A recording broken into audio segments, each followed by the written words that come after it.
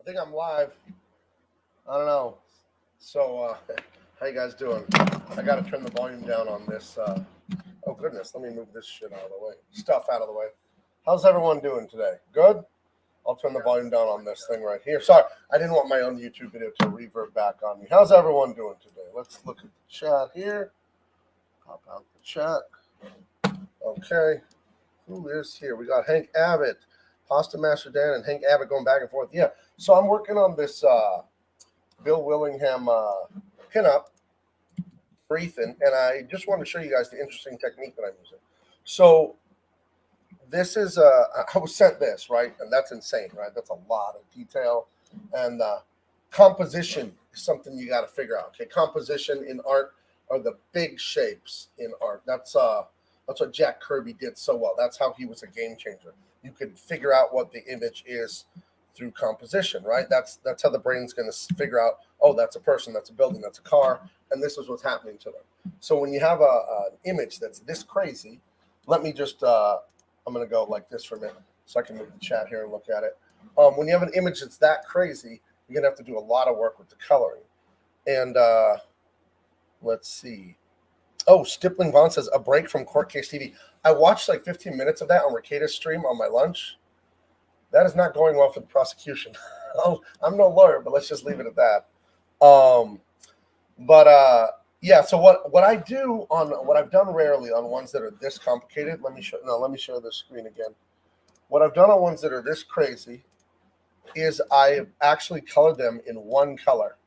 Okay, so I'll have my base colors in. I'll have my base colors in there, right? And then the rendering layer, I'm just using gray. And the reason I'm just using gray to render all of it is I'm going to go back and colorize all that gray with different levels of shadow colors and mid colors and highlight colors within each one. But the reason I'm coloring it in gray, you see that? I flicked on a black and white filter. And the reason I'm doing that is so that I can see the shape of this thing as I work on it. Because it's so insanely busy, I don't want it to get lost. You know, the composition, what I was telling you guys about before. I want to make sure the composition works well. So I think coloring it in black and white works really good for that.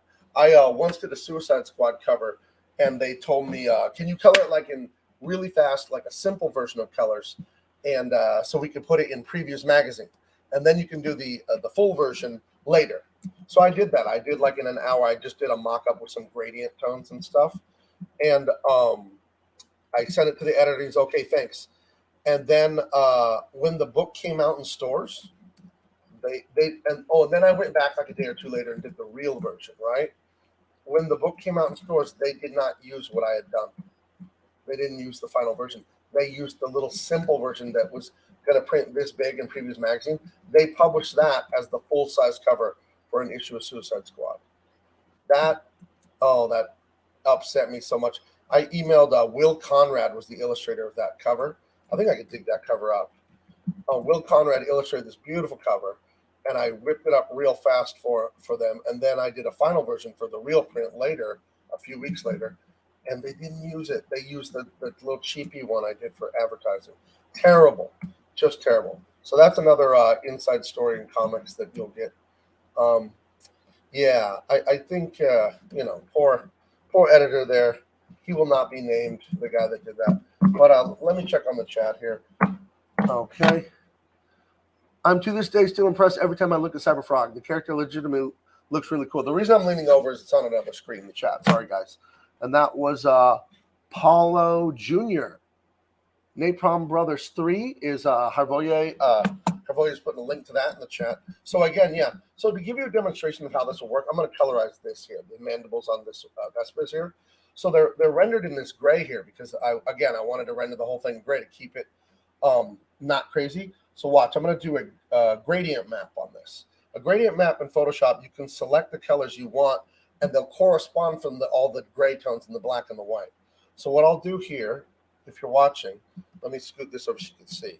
So the gradient tone, that gray is using this orange and purple one here. So what I'll do is I'll go in and I'll find kind of like a yellow like that, and then I'll find like a mid-tone yellow. Okay, and we need to add red to that. That's a little bit brighter with some red. And then we're going to use a brighter yellow for like the highlights, but I still want red in it. Pump that up. Slide this over. Slide. You're going to see how these gradient maps work here in a minute, and you're going to be like, oh, wow, that's really cool. You'll see. So these are too close together.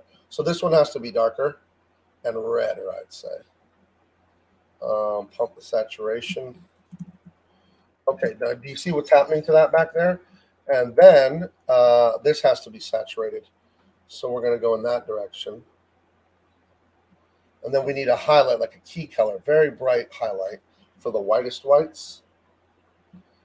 And then we'll slide that there, slide that there. So this has probably a little bit too much red in it, so I'll push it another direction. But we don't want it mustardy, you know what I mean? And then we'll slide this, slide this, slide this. Oh, move that. We're going to slide that. Okay, we're getting it, we're getting it, we're getting it. You see? Okay, so what I did is I took that gray rendering that you can see here, and then I turned it yellow. You see how that works? So I'm gonna do the whole image. The whole image is gonna be done in the gray tone like that, so I can read it, so I can make sure the composition is working. Let me check on the chat here real quick. I'm gonna go back to just my beautiful mug for a minute so I can bring up the chat on my screen. And let me look at all this here. Let's see. Hey, it's that character that makes money off back other creators. I'm not sure what you mean by that. Let's see. Bardic Fury 3. Roswell rides again. Hervoya is putting links in the chat. Kevin Thomas says, hail, Gabe, hail. Chat, hail to you. Old Dirty Fatty. That's a great screen name, by the way. Do I hope that you are actually old, dirty, and fat? That wouldn't be good for you, though. Damn, that looks fun. Well, thank you.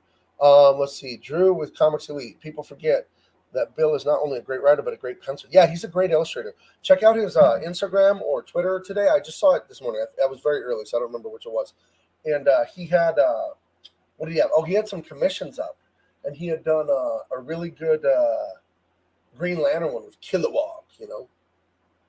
John, I turned into your YouTube channel back when you were coloring Young Justice, before we were both Comicsgate.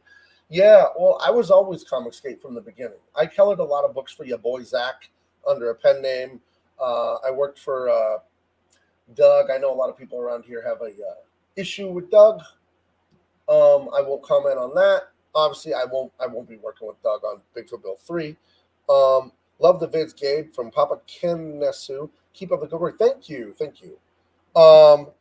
Daniel Russell says, very golden vibe. Yeah, so I'm going to render this face here real quick. Let me throw that back up. And then I'll render the face, and then I'll transform it into color. And then I think I'll get out of here, just so you guys can see it, okay? Because I know the face is the most interesting part to look at, right? As human beings, we're wired to love faces and hands for some reason. I think because of language and communication, we, however God made us, and we've evolved over the 4,000 years that Earth has existed. Nobody believes that, by the way. That's such a straw man argument. No one in the church believes that. That's just a thing people say to be insulting. Anyway, how people have evolved over the millennia or whatever, I think that, hand gestures and facial gestures, obviously, are a paragon of importance. So I think that's why we enjoy looking at them. And we enjoy looking at beautiful women, too, let's be honest. So, but yeah, we're going to render up. So what I'm doing here is kind of complementing the shape, right? I complement the shape that Bill Willingham has drawn. I don't ever want to step on his illustration. And again, if you're just tuning in, I'm rendering this whole thing in gray, and then I'll colorize it later because the image is spectacular, but it's insanely busy. And, I am repeating myself, but I know people are jumping in. The best way to keep the differences alive for the viewer is to do it in value. When we say value in art, I don't mean to TED talk to you guys, but I'm assuming some of you don't know this terminology. Value is the measure of light and dark, not color. When we're talking color, we're talking hue. So the three main components of color that we're going to talk about are hue, value, and saturation. I know you didn't come here to get a school lesson, but when I use those words, I just want you to know what the hell I'm referring to. So the way that the human, you have rods and cones, right? And the rods can see light and dark. Your vision on the periphery actually is black and white. And the theory on that, why that's black and white, is a safety issue. Because you see difference in your brain, you see it in black and white. You don't see difference in color nearly as much as you see it in black and white. That's how we understand a big shape of, oh, is that a tiger over there? Oh, is that a rattlesnake or whatever? You're going to see movement with light and dark best. So when an image is this busy, I'm gonna render it in black and white like this, so I can find the differences and push and pull things darker and lighter. Because if I just relied on the hue, which is the color, like which color, you wouldn't get the differences correctly, and then the image it won't read correctly to the viewer. Does that make sense? I hope it makes sense. It better make sense. But yeah, I'll just do a little bit of Cyberfrog's like lip here, and then I'll colorize it green so you guys can understand what I'm doing there. So I think when I go to colorize it in the gradient map, what I'm going to do is have like a blue, green, and maybe almost some purples, whatever blue, green, and purple can do together in the base color, and then I would have the like the yellows and those type of greens up in the highlight. You know what I mean? So, and the point of coloring in a comic is Laura Martin. She's a multi-Eisner winner. She worked at Wildstorm. She's my favorite colorist, a big inspiration for me. I think her and Elizabeth Breitweiser are the best colorists in comics. But she said once on a website I was reading when I was in college, it was called like Comic Colors or something. She gave tutorials on there. It was like 2003 or 4, maybe earlier, maybe like 2002. She said the point of colors in comics. I need a drink of water because I'm talking a lot and talking fast. Sorry. The point of colors in comics is mood, depth, and focus. So what is the mood of this particular comic book page or panel? Like what's happening in the story? Is it scary? Is it tense? And then just depth, which is just a physics thing, right? Just three-dimensional depth. We're trying to make a two-dimensional piece of paper seem three-dimensional, right? So we have to render things so they appear they have 3 dimensions to them. So mood, depth, and then focus. Where, for the sake of storytelling, do I want you, the viewer, to look on the page? Where do I want you to look? So those are the 3 things I'm trying to accomplish, you know? We're almost done with this face, and then I will show you. Now, these I don't need to do in the black and white. These I can just do on my own. Let's see. And then I'll render that face and show you that trick, and then I'll check up on the chat again, okay? So behave in my chat, guys. Yeah, and if you have any questions about coloring, now would be the time to ask, okay? I use the Wildstorm method. Coloring for comics, the modern version of coloring, was invented basically at Wildstorm by Joe Chido and a bunch of those guys back in the early 90s. It's the most influential. I think that Wildstorm, Jim Lee's studio here in San Diego, was probably the most influential influential studio in the modern history of comics. I really think so. You can't name me another studio where more amazing talents came out of it. And it was all the image guys. You know, Rob Liefeld has Extreme, and Silvestri has Top Cow, and of course you got Todd McFarlane out there in Arizona with his Spawn stuff. But yeah, I think Wildstorm put out the most illustrators, pencilers, inkers, writers. You have like Mark. I want to call him Millar, but it's Miller. But it just has that spelling that throws us off as American English speakers. But apparently that's Miller. I thought it was Millar for years. We're almost there, baby. We're almost to the point where I'm going to show you why I rendered this in black and white. Look at why I'm just using gray, except for those eyes. And you'll see in a minute here, okay? It's the big shape. When you're doing art, illustration, visual art, it's the big shape that matters. If you get lost in details, you'll break the image to pieces. When you see I've said this before, when you see your friend walking down the street from 3 or 4 blocks away, you can't see their nose or eyes or mouth, but you know it's your friend because of that outline of them, right? You know who your friend is. At least I hope you do. All right, so let's watch what I do here with the gradient map, okay? So I'm going to go. I selected his head. You see those marching ants around his head? I'll make this bigger so you guys can see. So in Photoshop, it's called marching ants, those little sparkles. That means that just his head is selected. So if I hit delete, it would delete the rendering I did there. So then I'll go over here and open a gradient map, right? And then so the first gradient map that jumped up was that black one.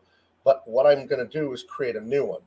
So I'm going to go in and find a really blue-green, like a blue, and I'm going to desaturate it. So blue-green for the base color. And then for the mid-tone, I'm going to come up to still a blue-green, but a little more yellow in it. Okay, so that's the mid-tone now. And for the higher green, I want to go warm, actually. Warm, but desaturate a little bit. Okay, so we're not there yet. So now we got to do some adjusting, right? So we're going to slide, and we can add more colors to the amount of things in our gradient map, right? So now I want to desaturate and go higher with another color. No, not yet. I want to pick a high color for that highlight, right? I think I want it to be more yellow. Okay, and then I'm going to slide this over.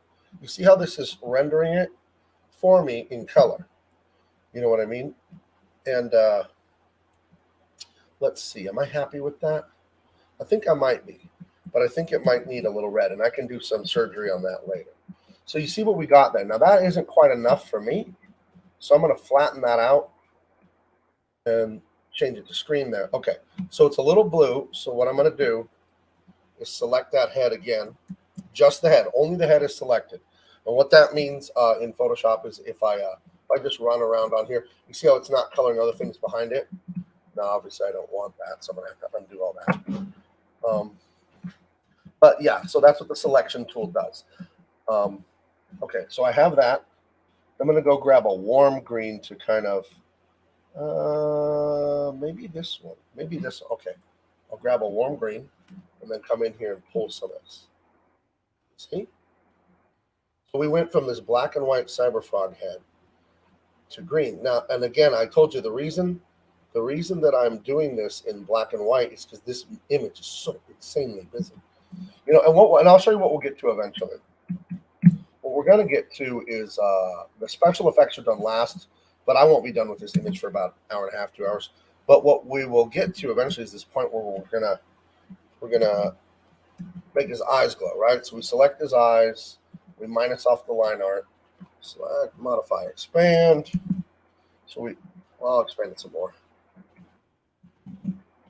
And then we feather it, and then we fill it with an orange. And this is how you would make his eyes glow, right?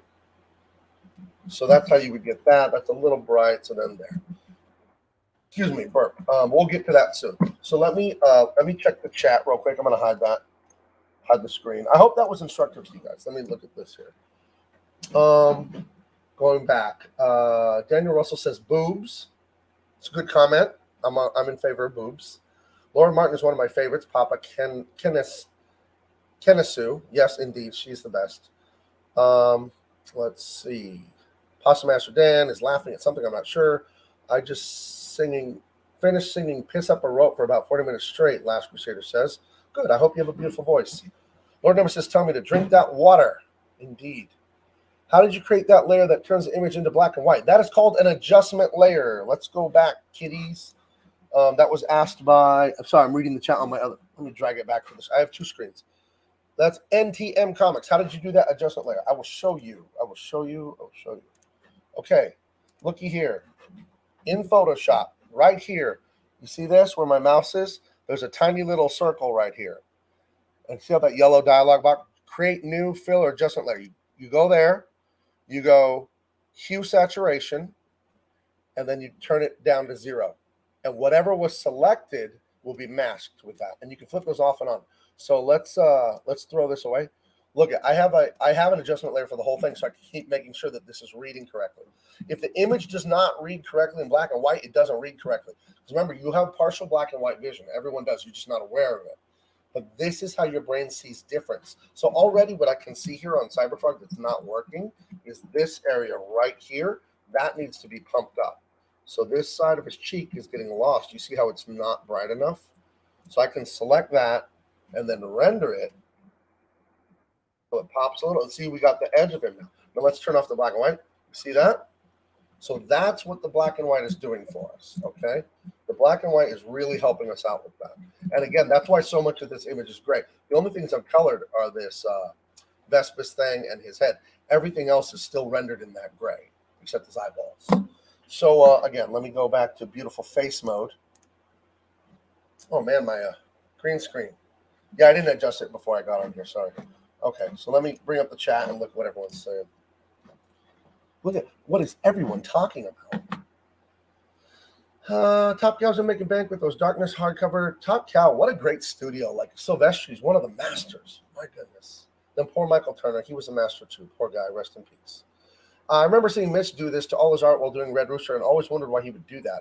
I think Kelsey does this too. Is this a regular color thing?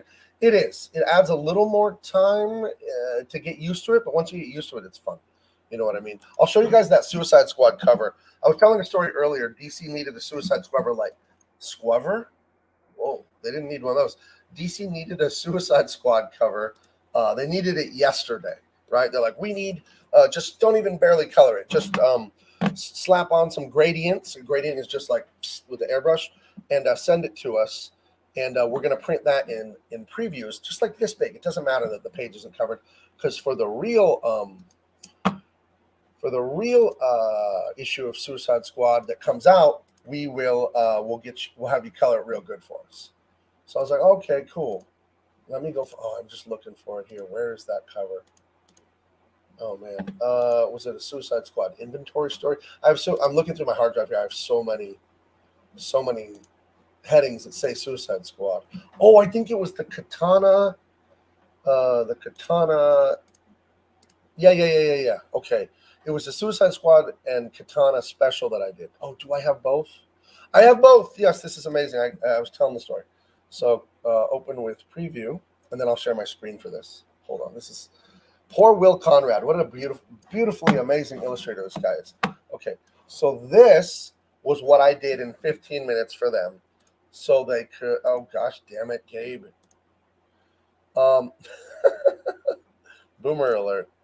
Jeez. I was sharing the wrong screen. That didn't dox anything, so don't worry. Okay, so this is it right here. So that took 20 minutes, right? And then they can print that in previews to advertise the book or whatever. And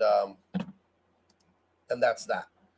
And so then, like the next day, I took my time and rendered a cover, and I did this, right? Much better, much nicer.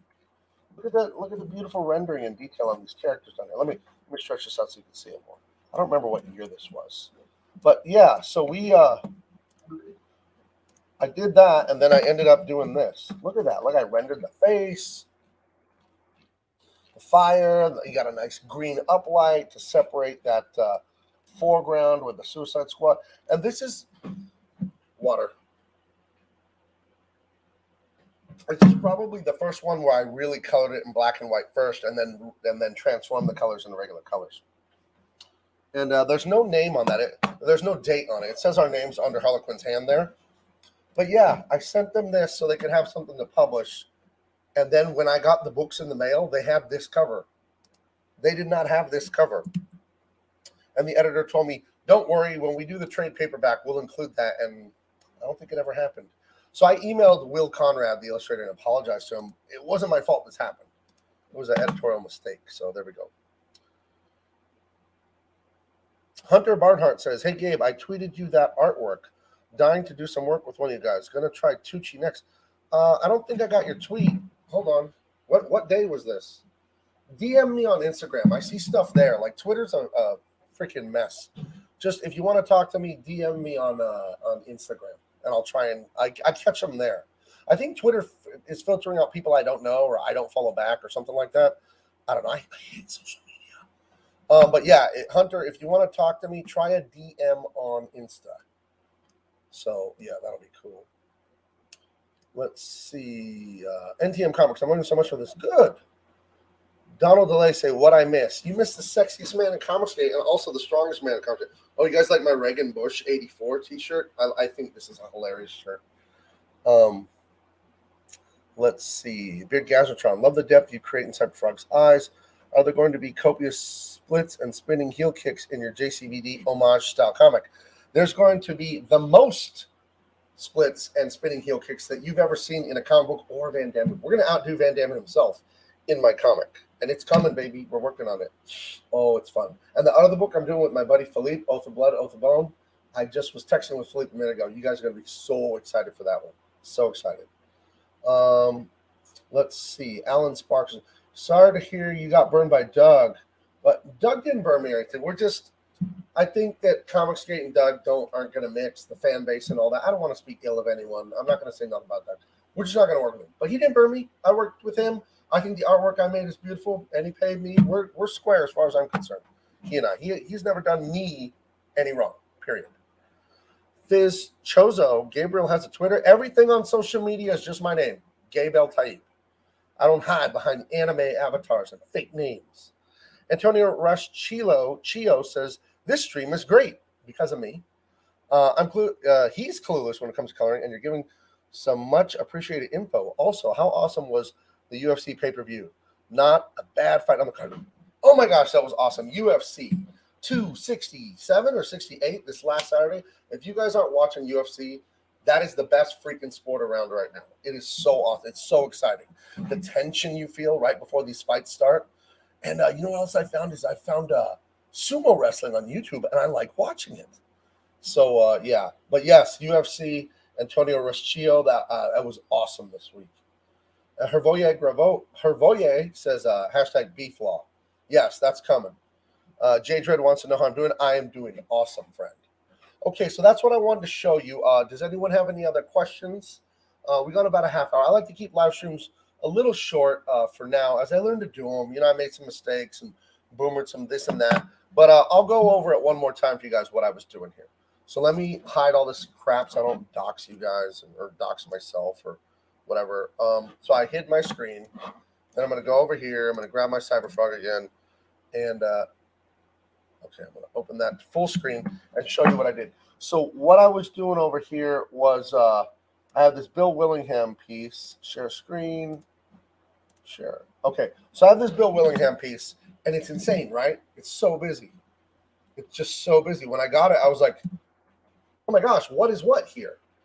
And what I established is if you color this thing in black and white, you can see the big shapes clearly. And then after you finish coloring in black and white, you do adjustment layers. You see that? See the mandibles there? You can colorize things after the fact, but get it right in black and white. And for those of you that are late, you create an adjustment layer in Photoshop that's right here. Watch my mouse, okay? Right here. Hue saturation adjustment layer. You pop that on top of the entire document. That's what I have right here. See where the mouse is wiggling? And you can toggle that off and on, and you can see black and white difference, and that helps you keep the shapes in order so this image will read. I'm also going to do some stuff later where I'll do the dumb version just to show you guys, okay? Hold on. I want to show you guys one thing. Another thing is to create depth here that I'm going to do is I'm going to do a knockout. A knockout is, and this won't be tight, this knockout, but a knockout will basically be I'll come in here and I'll knock this stuff back. Watch as nothing happens. Excuse me, I had to burp. See that? Now, obviously, I'll have it like pixel perfect to the line. But what I'll do is I'll knock back this background some. And that way Cyberfrog you see how he pops forward. So that'll be what I do later.